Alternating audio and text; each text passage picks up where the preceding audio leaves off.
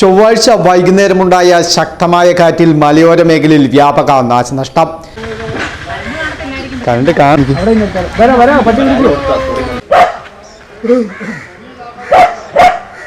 മുണ്ടക്കയം പഞ്ചായത്തിന്റെ മുരിക്കുംവയൽ, വണ്ടൻപതാൽ പശ്ചിമ, കോഴിത്തോട് പഞ്ചായത്തിന്റെ കോസടി, കൊട്ടാരങ്കട തുടങ്ങിയ ഭാഗങ്ങളിൽ വൻമരങ്ങൾ കടപുഴകി വീണു. മുരിക്കുംവയൽ സ്കൂളിന് സമീപം സോഷ്യൽ ഫോറസ്ട്രിയുടെ മരം വീണ് 2 വീടുകൾക്ക് സാരമായ കേടുപാട് സംഭവിച്ചു. പുന്നക്കൽ PR സുരേന്ദ്രൻ, പുന്നക്കൽ അമ്മിണി തമ്പി എന്നിവരുടെ വീടുകളാണ് മരം വീണതിനെ തുടർന്ന് തകർന്നത്. മരം വീടിന് മുകളിൽ വീഴുമ്പോൾ വീടിനുള്ളിൽ ആളുകൾ ഉണ്ടായിരുന്നെങ്കിലും ഇവർ പരിക്കേൽക്കാതെ രക്ഷപ്പെട്ടു. സംഭവിച്ചതെന്ന് പറഞ്ഞാൽ ഞാനൊരു മഴയത്തൂടെ കിടന്നേക്കാം, കടുങ്ങാപ്പ് പിടിച്ചിട്ട് കിടക്കാൻ വന്നപ്പോൾ ചേട്ടൻ അവിടെ നിൽക്കുക. അപ്പോൾ ഇത് ഒച്ച വരുന്നുണ്ട്. ഞാൻ എന്ത് നോക്കിയപ്പോൾ ഇത് കറക്റ്റ് വന്ന് വീഴുമായിരുന്നു.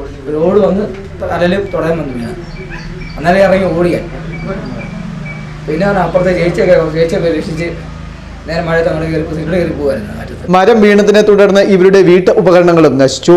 വീട് വാസയോഗ്യമല്ലാതായി തീർന്നതോടെ മുണ്ടക്കയം പഞ്ചായത്തിന്റെ നേതൃത്വത്തിൽ ഇവരെ മുരിക്കുംവയൽ LP സ്കൂളിലേക്ക് താൽക്കാലികമായി മാറ്റി പാർപ്പിച്ചു. മുണ്ടക്കയം പഞ്ചായത്ത് പ്രസിഡന്റ്, സെക്രട്ടറി, പൊതുപ്രവർത്തകർ എന്നിവരുടെ നേതൃത്വത്തിൽ സ്ഥലം സന്ദർശിച്ച മേൽനടപടികൾ സ്വീകരിച്ചു.